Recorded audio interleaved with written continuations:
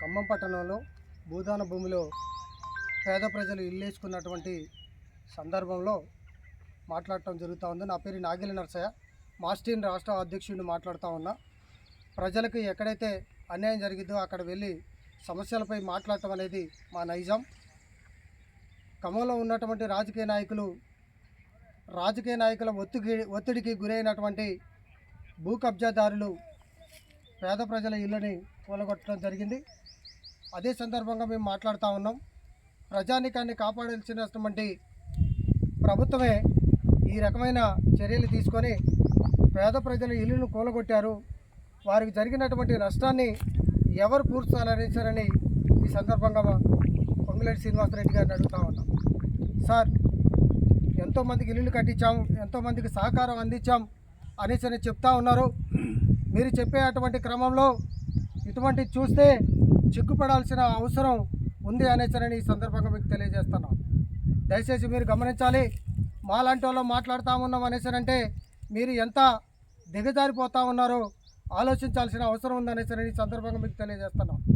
ఏంటి అంటే భూదాన భూమి అనేసరంటే పేదలకు దానం చేసినటువంటి భూమిలో మీలాంటి ఉన్నతమైన వర్గాలు కబ్జా చేసేందుకు మాత్రమే ఇవాళ కూలగొట్టారు. అది కలెక్టర్ గారిని ఈ రోజున మీరు అందరూ కలిసి ఇవాళ ఏదో కట్టడం కోసం మేము చేస్తూ ఉన్నాం. నేను ఇవాళ ముఖ్యమంత్రి గారికి చెప్పలేదు, ఇవాళ పొంగులేటి శ్రీనివాసరెడ్డి గారికి చెప్పలేదు, అదేవిధంగా తుమ్మల నాగేశ్వరరావు గారికి చెప్పలేదు అనేసి కలెక్టర్ గారు ఒక వివరణ ఇస్తూ ఉన్నారు. ఆ వివరణ తప్పనిసరిగా ఒకవేళ కలెక్టర్ గారి సొంత నిర్ణయం తీసుకొని చేసినట్టయితే తక్షణమే బరతరపు చేయండి, ఆయన్ని కూడా హోల్డ్లో పెట్టండి. మాకు జరిగినటువంటి అన్యాయానికి కలెక్టర్ గారే పూర్తి బాధ్యత వహించాలనేసరని నేను ఈ సందర్భంగా మీకు తెలియజేస్తా ఉన్నా.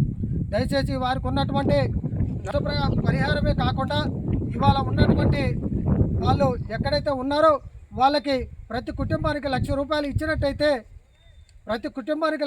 ఇచ్చినట్టయితే ఆర్థిక స్థితిగతులు కొంత మెరుగుపడతాయి. అదేవిధంగా ప్రభుత్వం తీసుకున్నటువంటి నిర్ణయం ప్రకారం వీరికి పక్కా ఇల్లులు కట్టించి ప్రభుత్వం వారి యొక్క గృహంలో వారిని ఉంచాలనే సందర్భంగా మీకు తెలియజేస్తా ఉన్నాం. మేము డిమాండ్ చేసేదే కాకుండా వాసీ సంఘం నుంచి అదేవిధంగా ప్రభుత్వం దృష్టికి కాకుండా ఇంకా జాతీయ స్థాయిలో కూడా ఈ ఉద్యమాన్ని చేపడతామని ఈ సందర్భంగా తెలియజేస్తా ఉన్నాం. 2-3 రోజుల్లో ప్రభుత్వం ఇక్కడికి యుద్ధ ప్రకారంగా ఎలాగైతే కూలగొట్టారో అదేవిధంగా వాళ్ళకి రేకులు ఇచ్చి, అదేవిధంగా వాళ్ళకి సిమెంటు అవకాశం కల్పించి, అదేవిధంగా వాళ్ళకి రాడ్డు అవకాశం కల్పించి ₹1,00,000 ఇచ్చినట్టయితే వాళ్ళు తాత్కాలికమైన షెడ్లు వేసుకొని ఇక్కడ నివాసం ఉంటారని ఈ సందర్భంగా తెలియజేస్తున్నా.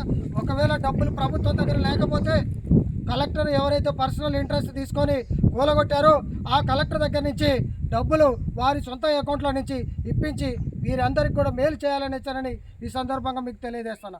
దయచేసి ప్రభుత్వం చొరవ తీసుకోకపోతే ఇంతమంది అన్యాయం అయిపోతారు. మీకు ఇచ్చిన ఓట్లు కూడా రేపొద్దుటి అన్యాయం అయిపోతే నిర్మూలన అయిపోతే సందర్భంగా తెలియజేస్తాను. రాబోయే ఎన్నికల్లో పోటీ చేస్తామనేసారని మా తరపు నుంచి కూడా టికెట్ ఇచ్చి వారి ముందుకు తీసుకెళ్తామనేసారని